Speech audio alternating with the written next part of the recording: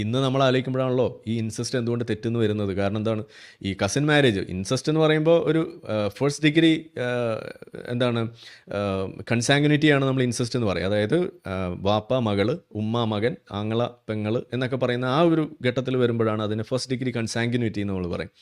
രക്തബന്ധുത്വം അതിൻ്റെ ഒന്നാമത്തെ ഡിഗ്രി വളരെ ഡേഞ്ചറസ് ആണ്. അതിൻ്റെ അടുത്ത ഡിഗ്രിയിലേക്ക് വരുമ്പോഴാണ് ഈ ഫസ്റ്റ് കസിനും സെക്കൻഡ് കസിനും ഒക്കെ വരുന്നത്. അങ്ങനെയൊക്കെ വരുന്ന സമയത്ത് അവിടെയും പ്രശ്നം തന്നെയാണ്. ഇപ്പോൾ ലോകത്ത് ഏറ്റവും കൂടുതൽ ഫസ്റ്റ് കസിൻ മാരേജ് നടക്കുന്നത് അത് പാകിസ്ഥാനിലാണ്. പാകിസ്ഥാനിലും അതുപോലെ അറബ് വേൾഡിൽ, മുസ്ലിം വേൾഡിലാണ് അത് ഏറ്റവും കൂടുതൽ നടക്കുന്നത്.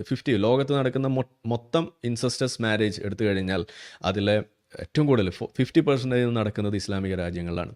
എന്താ കാരണം? ഇസ്ലാമികപരമായിട്ട് അത് തെറ്റല്ല എന്ന നിയമം അവിടെ ഉള്ളതുകൊണ്ട്.